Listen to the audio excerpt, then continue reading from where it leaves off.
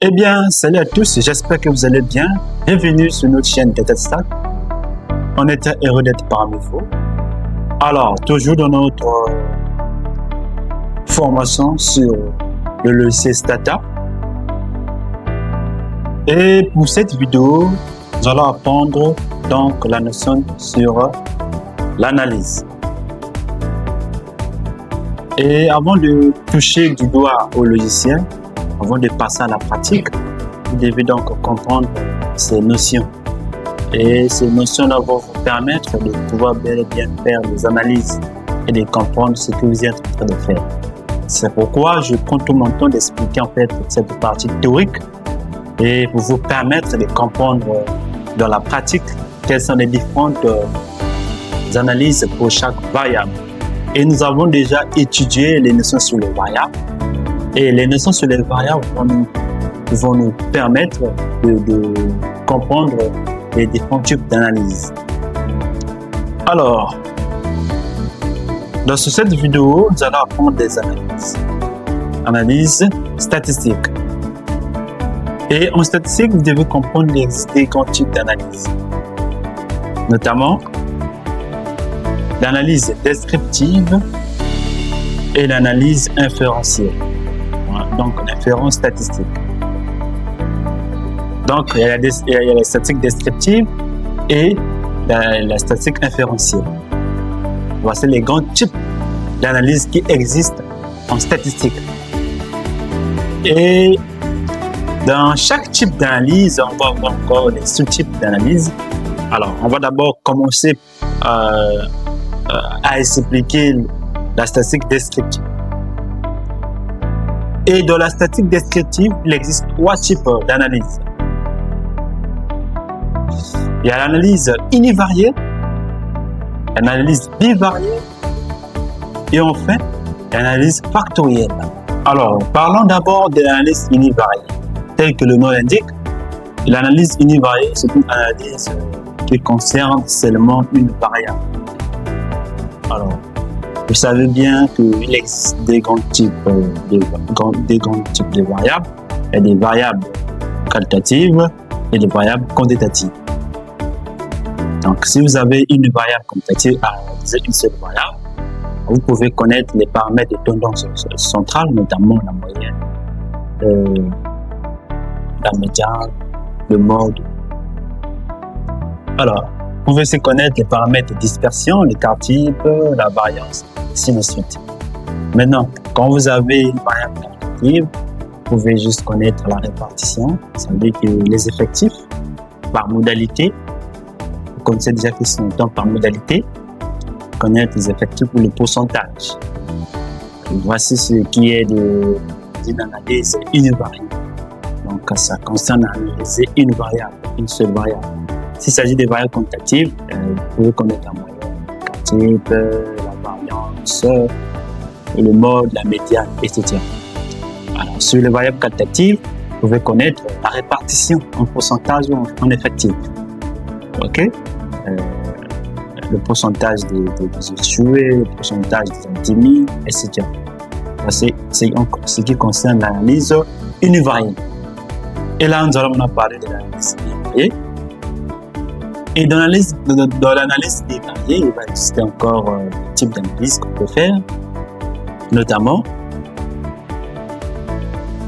on peut analyser deux variables. L'analyse bivariée, c'est une analyse qui concerne deux variables. On peut analyser deux variables. Et on peut croiser deux variables quantitatives. On peut croiser des variables qualitatives. On peut croiser une variable quantitative et une variable qualitative. Et en ce qui concerne deux variables quantitatives, et quand vous avez deux variables quantitatives, quel est le type d'analyse que vous pouvez faire? Comme vous avez deux variables quantitatives, vous pouvez faire l'analyse corrélationnelle, l'analyse de la corrélation. Donc, vous pouvez faire connaître la corrélation entre deux variables. Est-ce que les deux variables quantitatives ont un lien linéaire? Donc, la corrélation, c'est un indicateur qui montre le lien linéaire entre deux variables quantitatives. Alors, Maintenant, en ce qui concerne des variables qualitatives, là, vous avez compris que le type d'analyse, pour analyser des variables quantitatives, vous pouvez faire une analyse corrélationnelle. Ici, pour les variables qualitatives, vous avez des variables qualitatives. Qu'est-ce qu'on peut faire sur deux variables qualitatives? Alors, comme vous avez des qualitatives, il faut connaître les liens. Vous pouvez faire le test de QD. Savoir est-ce que les deux variables qualitatives ont des liens. Alors, maintenant, sur les variables quantitatives et qualitatives, si on veut croiser, là, il y a deux cas. Là, nous avons deux cas.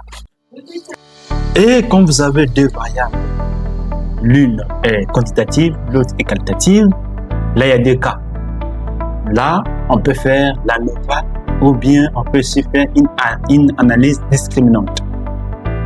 À quelles conditions on peut réaliser l'ANOVA? Lorsque la variable quantitative dépend de la variable qualitative. Ça veut dire que la variable quantitative est une variable expliquée et la variable qualitative c'est une variable explicative. Ça veut dire que la variable quantitative est en fonction, de la variable qualitative.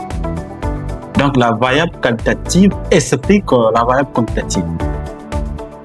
Ça c'est pour faire l'ANOVA. Donc l'ANOVA, pour réaliser l'ANOVA, il faut que votre variable expliquée soit une variable quantitative, c'est-à-dire que la variable quantitative c'est une variable dépendante. Okay? Et la variable qualitative c'est une variable indépendante. Et maintenant, vice-versa, si la variable qualitative est une variable dépendante et la variable quantitative est une variable indépendante, là on peut réaliser une analyse discriminante. Donc voici un peu les différents types qu'on peut faire lorsque nous avons une analyse bivariée. Nous avons trois cas, des variables quantitatives, des variables qualitatives et une variable quantitative, une qualitative. Et lorsque nous avons une variable quantitative qualitative, il y a deux cas, soit l'ANOVA, soit une analyse discriminante. Une analyse discriminante lorsque la variable qualitative est une variable dépendante. Et l'ANOVA, l'analyse de la variance, l'ANOVA, lorsque la variable quantitative c'est une variable dépendante. Et nous avons fini en ce qui concerne l'analyse bivariée. Nous allons maintenant parler de l'analyse factorielle. On parle de l'analyse factorielle lorsque nous avons au moins trois variables. Lorsqu'on a au moins trois variables, ça veut dire qu'on a 4 ou 5 variables, on peut faire une analyse factorielle. Donc, une analyse factorielle porte sur au moins 3 variables. K, ici j'ai représenté par K, K représente le nombre de variables. Nous avons 3, à partir de 3, on peut faire une analyse factorielle. Et dans l'analyse factorielle, il existe des types d'analyse factorielle. Notamment, analyse en composante principale et l'analyse des correspondances multiples. Donc, l'analyse en composante principale et l'analyse de correspondance multiple. Alors, à quelles conditions ou bien à quel moment on peut réaliser une analyse en composante principale? On réalise une analyse en composante principale lorsque toutes les variables sont des variables quantitatives. Donc, face de plusieurs variables quantitatives, au moins 3 variables quantitatives, vous pouvez déjà réaliser une analyse en composante principale. Et nous allons voir dans des cas pratiques, notamment sur les logiciels, faire des interprétations sur ces analyses. Comment interpréter? On va voir ça plus tard, lorsque nous aurons des données palpables. Donc, quand vous avez plusieurs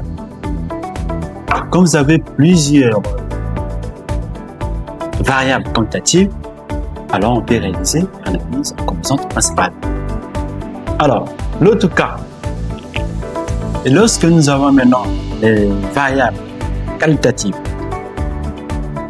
au moins 3 variables qualitatives, on peut réaliser ACM, qui signifie analyse des correspondances principales. ACP qui signifie analyse en composante principale. ACM qui signifie analyse des correspondances multiples. Donc, l'analyse des correspondances multiples, c'est l'analyse lorsqu'on a au moins 3 variables qualitatives. Le but de ces analyses-là, on va voir ça plus tard dans la pratique. N'hésitez pas à poser toutes vos questions dans les commentaires. Et aussi, de ne pas oublier de s'abonner parce que vous aurez des prochaines vidéos pour mieux comprendre. Donc, et notez bien, remarquez aussi une chose. Alors, on peut aussi réaliser l'ACP lorsque nous avons des variables qualitatives mais ordinales. On peut aussi réaliser l'ACP sur les variables qualitatives, mais cette variable qualitative doit être ordinale, les variables qualitatives ordinales. Donc, on peut aussi réaliser l'ACP sur des variables qualitatives, mais des variables qualitatives ordinales, non mais ordinales. Alors, ça c'est en ce qui concerne l'analyse factorielle. Et nous allons donc passer à l'analyse inférentielle. Et à quel moment on peut faire une analyse inférentielle? On fait une analyse différentielle lorsqu'on peut vérifier les causes à effet. C'est-à-dire que lorsqu'on veut vérifier quelles sont les variables qui influencent une autre variable, qu'on va appeler une variable dépendante. Donc, on veut savoir, est-ce que le revenu a l'impact sur la consommation? Est-ce que le revenu a un effet sur la consommation? Ok? Est-ce que le fait est croissant ou le fait est décroissant? C'est-à-dire que, est-ce que lorsque le revenu augmente, est-ce que la consommation augmente? Est-ce que lorsque le revenu diminue, la consommation se diminue?